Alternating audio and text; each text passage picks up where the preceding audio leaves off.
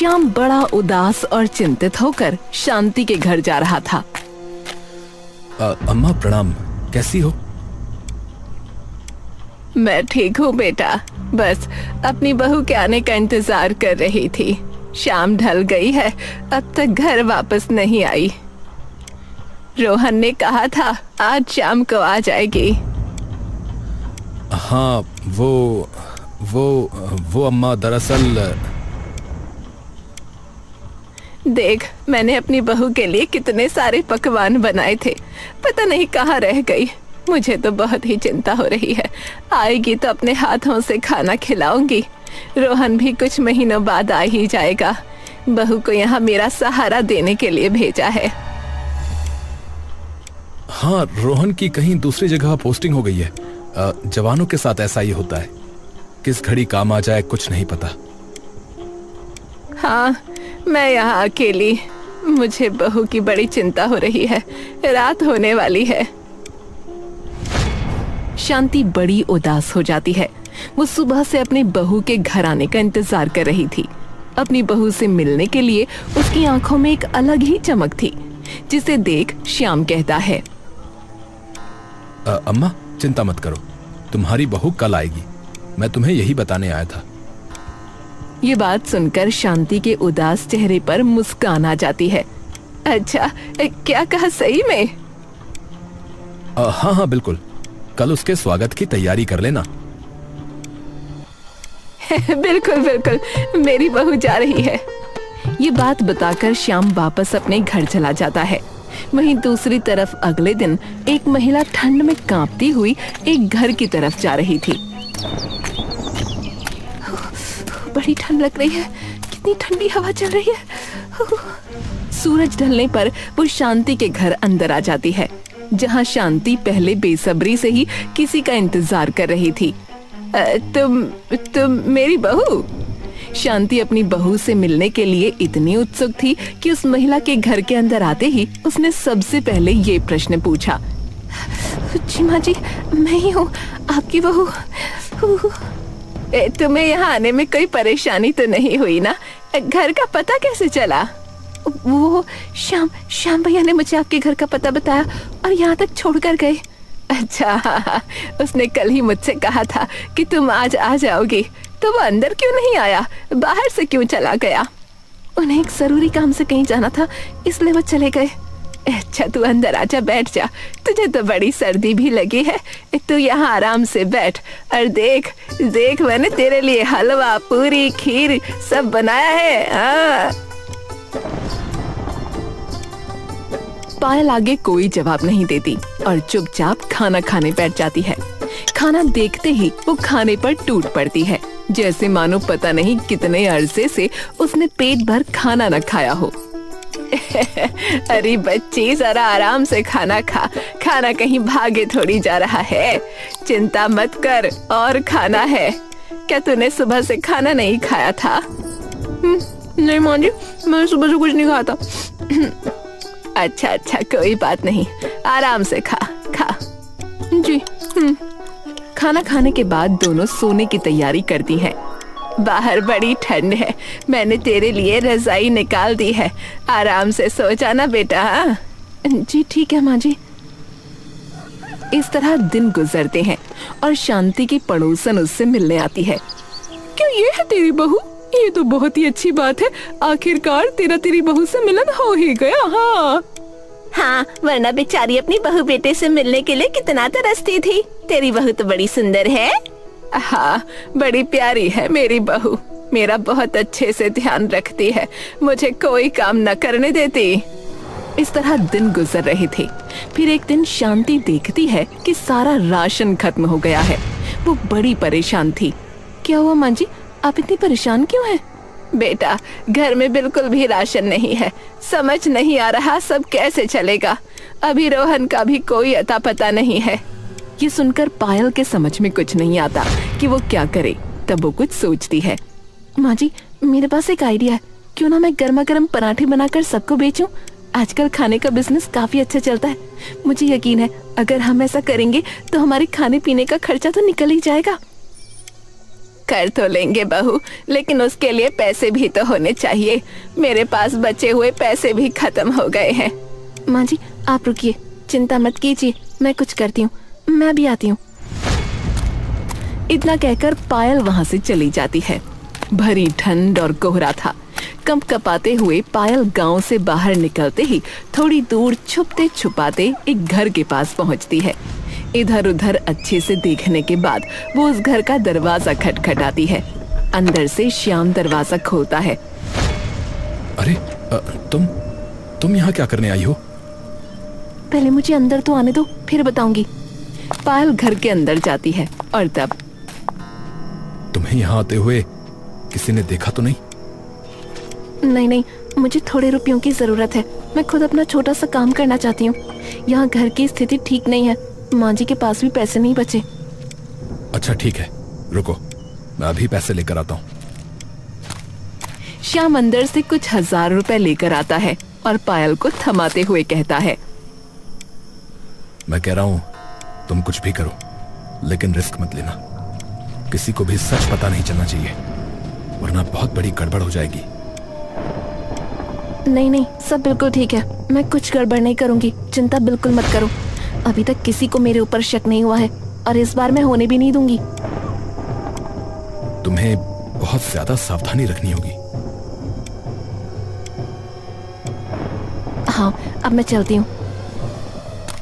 पैसे लेकर पायल वहाँ से चली जाती है। घर जाते हुए वो एक दुकान से जरूरी सामान खरीद लेती है।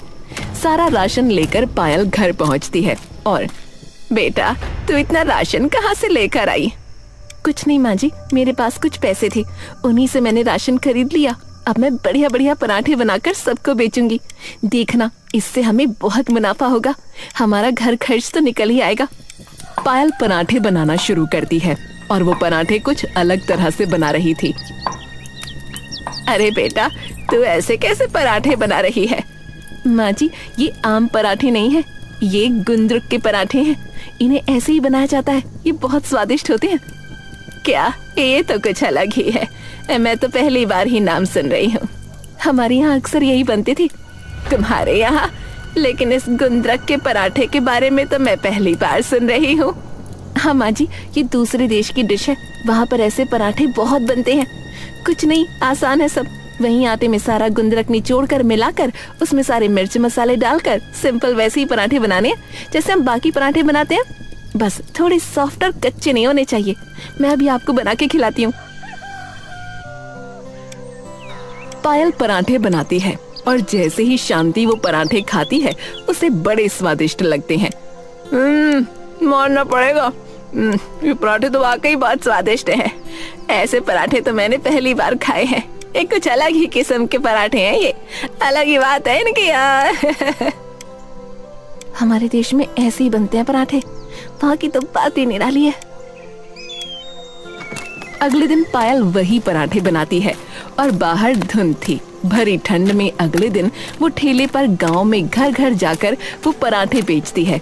एक दिन वो जा रही थी, तभी अरे पायल बहू, जरा मुझे भी पराठे खिला दे, वाकई बहुत स्वादिष्ट और लाजवाब होते हैं। सच में तुम्हारे हाथ के बने पराठे खा के तो बिल्कुल मजा आ जाता है। खाकर सर्दी में तो और अच्छा लगता है। हमारे सुबह का नाश्ता बनाने की परेशानी नहीं रहती, वरना पहले सुबह जल्दी उठ के नाश्ता बनाने की बहुत ही चिंता होती थी। हाँ, और आजकल तो इतने स्वादिष्ट पराठे कभी खाए ही नहीं थे हमने। हाँ, कोई बात नहीं, अगर आज से पहले नहीं खाए तो आप खा लीजिए।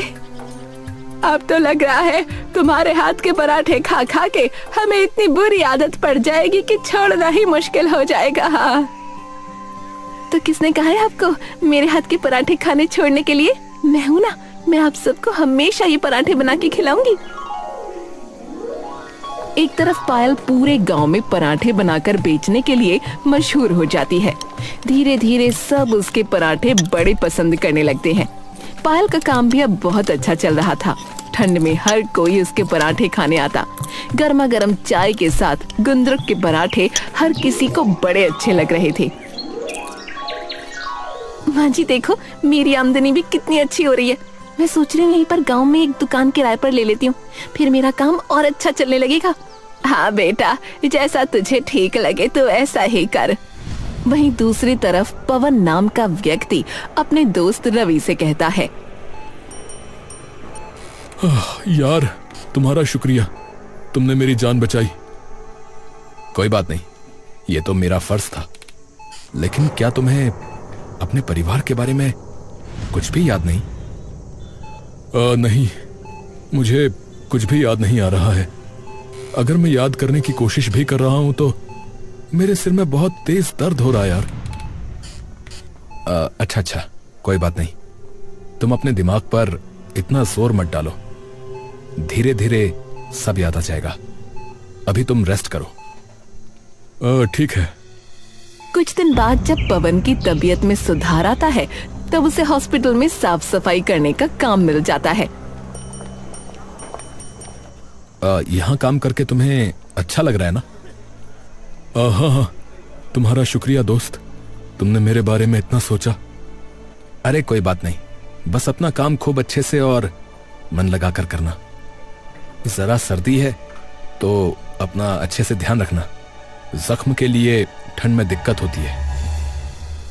इतना कहकर रवि वहाँ से चला जाता है और उसके बाद पवन के पास किसी का कॉल आता है।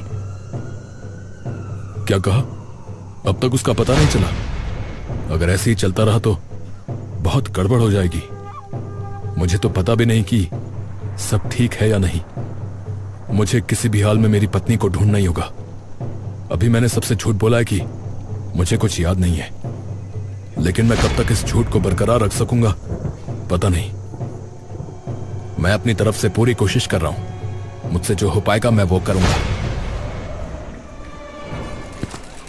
तभी अफरा तफरी में एक स्ट्रेचर पर एक महिला को लाया जाता है जो बहुत बुरे तरीके से जख्मी हालत में थी।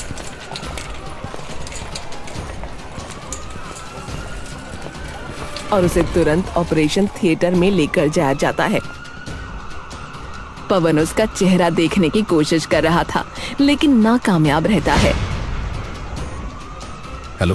हेलो, तुम कहां गायब हो गए बीच में बात करते करते? बोल क्यों नहीं रहे? हो क्या रहा है? अरे क्या हुआ? अरे कुछ नहीं। आज अस्पताल में एक महिला जख्मी हालत में आई थी तो बस उसी को देख रहा था मैं ध्यान से। मुझे लगा कहीं। इतना कहते ही पवन रुक जाता है। उसका दिल बहुत जोर से धड़क रहा था। चिंता मत करो, तुम्हारी पत्नी को कुछ नहीं हुआ होगा। इस तरह हर छोटी छोटी चीज पर ध्यान देने की जरूरत नहीं है। मैं अपनी तरफ से पूरी कोशिश कर रहा हूं। बात करके पवन कॉल कट कर देता है लेकिन उसका दिल अभी भी बहुत जोर से धड़क रहा था। वहीं दूसरी तरफ अब काफी समय गुजर गया था। कुछ महीने बाद पायल अब गांव में अपनी एक छोटी सी दुकान किराए पर ले लेती है जहां पर वो अपने मशहूर गुंदरक के पराठे बेचती थी। अरे सच में तुम्हारे हाथ के पराठे तो बहुत ही स्वादिष्ट है। हाँ, दाम भी अच्छा है। तुमने तो यहाँ के सभी पराठे वालों को फेल कर दिया। हाँ भाई, बिल्कुल सही कहा, बिल्कुल सही। कितना मजा आ रहा है इन्हें खाकर। ठंड में चाय के साथ तो ये पराठे खाकर मजा ही आ गया भाई। जी शुक्रिया शुक्रिया। ठंड में मजा लें गर्मा गर्म चाय और पराठे का। इन पराठों का नाम भी अजीब है, कुंदरू। कुंदरू नहीं, गुंदरक होता है।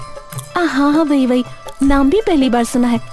ये खास नेपाल के पराठे हैं। नेपाल में बिल्कुल ऐसे ही बनते हैं। हाँ, क्या आप कभी नेपाल गई थी? हाँ, एक बार गई थी। वाह, ये तो बहुत अच्छी बात है। पायल घर जाती है और घर जाने के बाद उसकी तबीयत बहुत ज्यादा खराब हो जाती है। उसे बार बार उल्टियां हो रही थीं। जब शांति उसे डॉक्टर के पास लेकर जाती है। देखिए, बधाई हो, आप माँ बनने वाली हैं। आपका 4th मंथ प्रेगनेंसी चल रहा है। 5वां महीना शुरू हो जाएगा। आपको ध्यान देने की बहुत जरूरत है। ये बात सुनकर शांति के चेहरे पर बहुत ज्यादा खुशी आ जाती है। हे भगवान, तेरा लाख लाख शुक्र है, तूने हमारी झोली खुशियों से भर दी। इतनी बड़ी खुशखबरी सुनकर पायल की भी आंखें नम हो जाती हैं। वहीं दूसरी तरफ उसी अस्पताल में आज तो तुम मुझे अपनी पत्नी की फोटो दिखाई दो। ठीक है, मेरे पास बस उसका एक छोटा सा फोटो ही बचा है। पवन रवि को फोटो दिखाता है। वो और किसी की नहीं बल्कि पायल की तस्वीर थी। तो ये है तेरी पत्नी। मैं तो चाहता हूं कि यार ये जल्दी से हमारे सामने आ जाए। हाँ, कैसे भी करके बस एक बार मुझे मिल जाए। पता नहीं कहां और किस हाल में होगी। रवि और पवन एक कोने में खड़े होकर एक दूसरे से बात कर रहे थे। तभी वहां से पायल और शांति भी गुजरती हैं। लेकिन पवन की पायल की तरफ पीठ थी, इसलिए वो उसे वहां से गुजरते नहीं देख पाता। लेकिन उसे बड़ा अजीब सा एहसास होता है। यार, मुझे दिल में बड़ी अजीब सी बेचैनी हो रही है। अरे क्या हुआ? तेरी तबीयत तो ठीक है ना? हाँ हाँ, मेरी तबीयत बिल्कुल ठीक है यार, पर पता नहीं अजीब सा एहसास हो रहा है। ऐसा लग रहा है जैसे मेरी पत्नी यहीं कहीं हो। पवन चारों तरफ अस्पताल में नजरें घुमाकर देखता है, लेकिन उसे कोई नजर नहीं आता। अरे यार, अगर तेरी पत्नी यहां पर होती तो हमें क्या दिखती नहीं? पता नहीं यार, पता नहीं क्यों मुझे उसके यहां होने का एहसास हो रहा था यार। वहीं दूसरी तरफ दोनों बड़ी खुशी खुशी वापस घर आती हैं। तब बेटा, मुझे तो बहुत खुशी हो रही है। मेरी खुशी का तो ठिकाना ही नहीं है। बस 3 महीने और फिर मैं अपने नन्हे मुन्ने बच्चे को खिलाऊंगी। हाँ मैं दादी बनने वाली हूँ। अब मैं तुझे कोई काम ना करने दूंगी। हाँ, ये सब बातें सुनकर पायल की आंखों से आंसू बहने लगते हैं। उसे बुरा लग रहा था कि वो शांति को धोखा दे रही है। उसे रोता देख शांति को बड़ा दुख हुआ। क्या बात है बेटा, तुम रो क्यों रही हो? कोई बात नहीं, मैं समझ सकती हूँ, तुम भावुक हो गई होगी, लेकिन चिंता मत करो, मैं हूँ ना तुम्हारे साथ। वो बात नहीं है माँ जी, मुझे आपको कुछ बताना है। वो एक बात है। पायल को इतना ज्यादा हिचकता देख शांति उसे रोकते हुए कहती है, कोई बात नहीं मेरी बच्ची, कोई बात नहीं। जो तुम मुझे अभी नहीं बता सकती तो रहने दे, बाद में बता देना। अब तुझे ज्यादा काम करने की जरूरत नहीं है, तू बस अपनी सेहत पे ध्यान दे। इस तरह कुछ महीने बीत जाते हैं। शांति अब पायल का बड़े अच्छे से ध्यान रख रही थी। उसे ज्यादा काम भी नहीं करने देती थी। इस बात से शांति बहुत खुश थी। लेकिन एक दिन अचानक शांति का बेटा जाकर उसके दरवाजे पर दस्तक देता है। माँ, माँ, तुम कहाँ हो? देखो, मैं तुमसे मिलने आ गया हूँ। शांति दरवाजा खोलती है और जैसे ही अपने बेटे को दरवाजे पर देखती है, उसकी खुशी का ठिकाना नहीं रहता। उसकी आंखें नम और उसके चेहरे पर लंबा इंतजार साफ झलक रहा होता है। वो नम आंखों से अपने बेटे रोहन को गले लगा लेती है और उसके बाद कहती है, मेरे बच्चे, आखिरकार तू आ ही गया। ले, मैंने तुझे कितना याद किया। हाँ माँ, चिंता मत करो, अब मैं तुम्हारे पास ही रहूंगा। तुझे यहाँ रुकना भी चाहिए, आखिर तू पापा जो बनने वाला है। ये बात सुनकर रोहन भी बहुत खुश हो जाता है। अच्छा, ये तो बहुत खुशी की बात है। तो बताओ माँ, रमा कहाँ है? उसने तुम्हें परेशान तो नहीं किया? मैं भी उससे मिलना चाहता हूँ। ये नाम सुनकर शांति बड़ी हैरान हो जाती है। रमा? रमा कौन बेटा? अरे माँ, कैसा मजाक कर रही हो तुम भी? रमा और कौन हो सकती है भला? अरे तुम्हारी बहू का नाम है रमा। इतना कहकर रोहन घर के अंदर आता है और देखता है कि वहाँ कोई और ही महिला है। पायल ने ये सब बातें सुन ली थीं। उसके चेहरे का रंग उड़ जाता है। अरे तू मुझे उल्लू क्यों बना रहा है? मुझे सब पता है, इसका नाम रमा नहीं पायल है। अरे ये कौन है? अरे यही तो तुम्हारी पत्नी है। अरे नहीं, ये मेरी पत्नी थोड़ी है। मैं तो इस महिला को पहली बार देख रहा हूँ। मैं तो इसे जानता तक नहीं हूँ। उन तीनों के ही होश उड़ रखे थे। शांति को भी कुछ समझ नहीं आ रहा था कि वो इतने महीनों से आखिर किसके साथ रह रही थी। ये सब सुनकर शांति को भी गुस्सा आ जाता है। बता बता आखिर कौन है तू और तेरा यहाँ आने का क्या मकसद था? आखिर तू बहरूपिया बनकर यहाँ क्यों रह रही थी? माँ जी, मुझे माँ कहने की कोई जरूरत नहीं है। चुप कर नौटंकीबाज औरत। सच सच बता, तूने हमारी बहू को कहाँ छुपा के रखा है? धोखेबाज कहीं की, मैं तुझे छोड़ूंगी नहीं। मैं नहीं जानती माँ जी, आपकी बहू कहाँ है, मुझे कुछ भी नहीं पता। मेरी यहाँ आने की एक मजबूरी थी। मैं आपको धोखा नहीं देना चाहती थी, पहले ही सब बता देना चाहती थी। रहने दे, मुझे सब पता है। अब तू ये सब बचने के लिए कह रही है, लेकिन मैं तुझे इतनी आसानी से न छोड़ूंगी। तुझे बहुत बड़ी सजा दिलवा के रहूंगी। हाँ, जल्दी बताओ मेरी पत्नी कहाँ है और तुम यहाँ पर मेरे घर में क्या कर रही हो? अगर तुमने नहीं बताया तो हम पुलिस से मदद लेंगे। पायल रोते हुए हाथ जोड़कर विनती कर रही थी, कृपा करके ऐसा मत करना, प्लीज ऐसा मत करना। पायल के बहुत ज्यादा रोने और स्ट्रेस की वजह से उसके पेट में बहुत दर्द हो जाता है। वो दर्द में तड़पने लगती है। मुझे बहुत दर्द हो रहा है। बेटा, हमें इसे जल्द अस्पताल ले जाना चाहिए। वो दोनों जल्दी से पायल को अस्पताल लेकर जाते हैं और स्ट्रेचर पर उसे आईसीयू की तरफ ले जाया जाता है। तभी वहाँ पर पवन उसे देख लेता है। हाँ, पायल पायल पायल, तुम कहाँ थी? आखिरकार तुम मुझे मिल ही गई हो। क्या क्या हुआ है पायल, तुम्हें क्या हुआ? अभी आप यहीं रुको, हमें इन्हें लेकर जाना होगा, इमरजेंसी है। आखिरकार पवन को अपनी पत्नी मिल गई। वहीं दूसरी तरफ शांति और रोहन उससे पूछते हैं, क्या ये महिला तुम्हारी पत्नी है? ओह, तो तुमने इसे हमारे घर पर बहरूपिया बनाकर भेजा था। बोलो, क्यों भेजा था? बताओ, क्या तुम मेरे घर में जासूसी करने आए थे? मुझे सच सच बताओ, वरना अच्छा नहीं होगा। अरे अरे, ऐसा कुछ भी नहीं है, मैं आपको सब सच बताता हूँ। तभी वहाँ पर श्याम भी आ जाता है। उसे देखकर शांति गुस्से में उससे कहती है,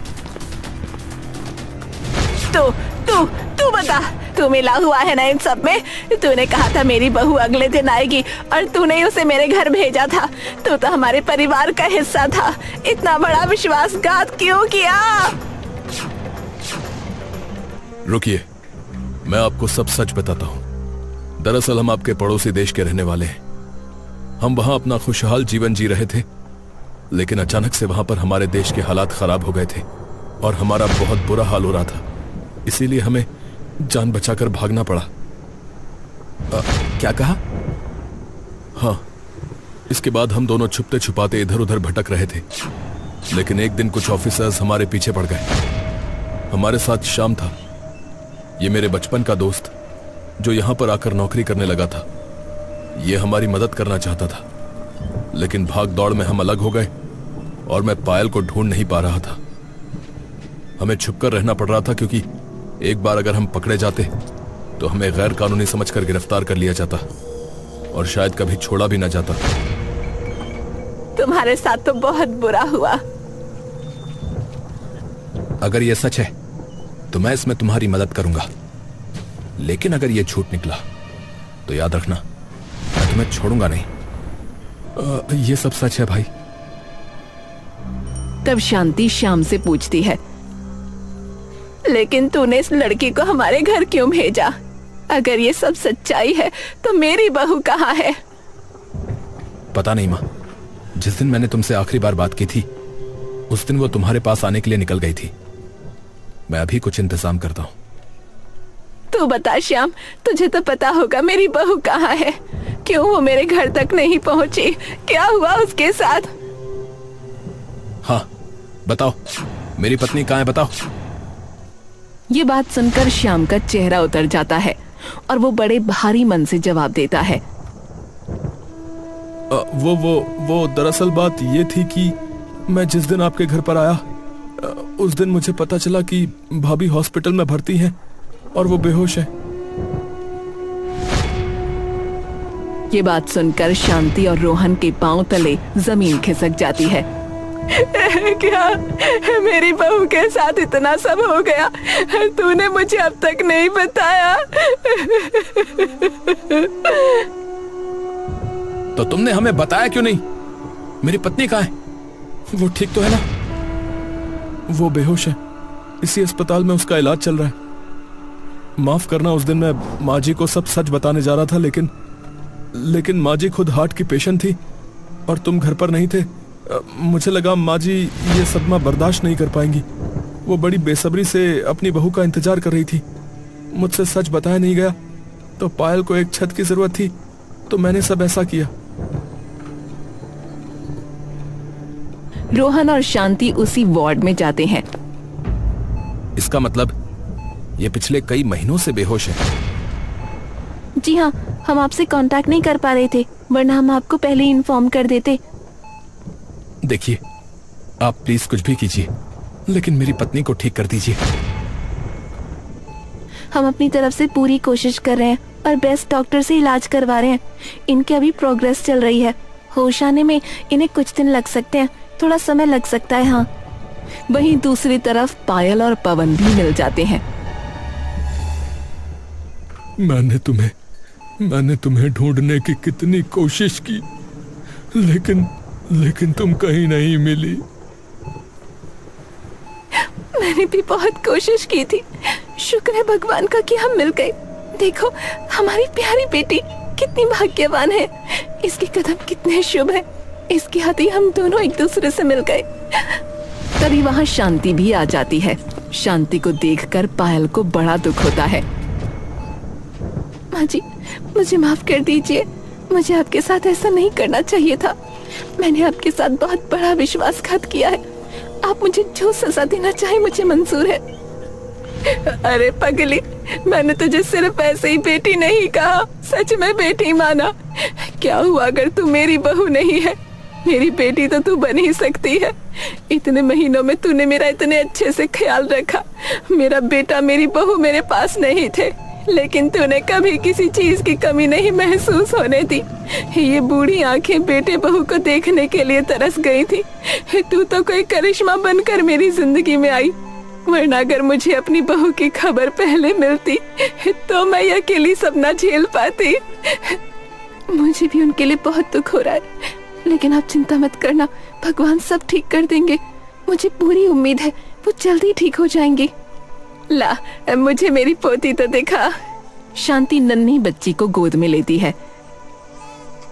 अरे मेरी बच्ची कितनी प्यारी है, बिल्कुल अपनी माँ पे गई है। मुझ पर भी गई है ना माँ जी? शांति पवन को घूर कर देखती है और पवन चुप हो जाता है। मेरा बेटा तुम दोनों की मदद करेगा, चिंता मत करना। हाँ, श्याम वहां आता है। मुझे खुशी है कि सब ठीक हो गया। ये अच्छा हुआ कि तुम कुछ साल पहले यहाँ पर काम धंधे की वजह से आ गए थे, इसीलिए हम इस देश में आकर बच पाए, वरना हम पकड़े जाते। मैं तुम्हारा बहुत एहसानमंद हूँ दोस्त, तुम्हारा बहुत बहुत धन्यवाद।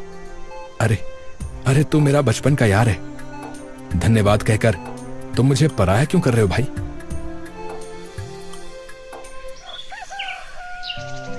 इस तरह कुछ महीने बीत जाते हैं और अब रमा को भी होश आ गया था।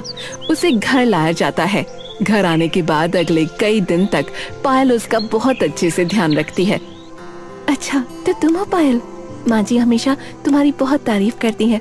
तुमने मेरी माँ जी को खुश करने का मेरा मौका छीन लिया। मुझे माफ करना, मुझे दुख है मैंने ऐसा किया।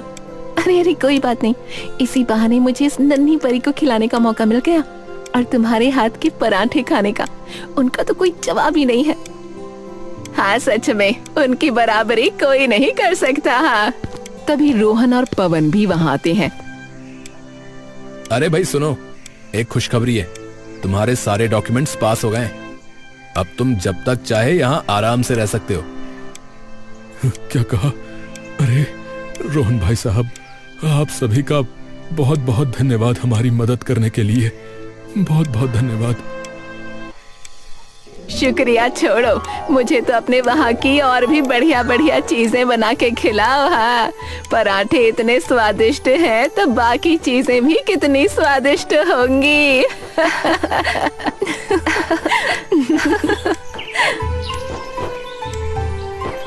जी जी माँ जी, जरूर।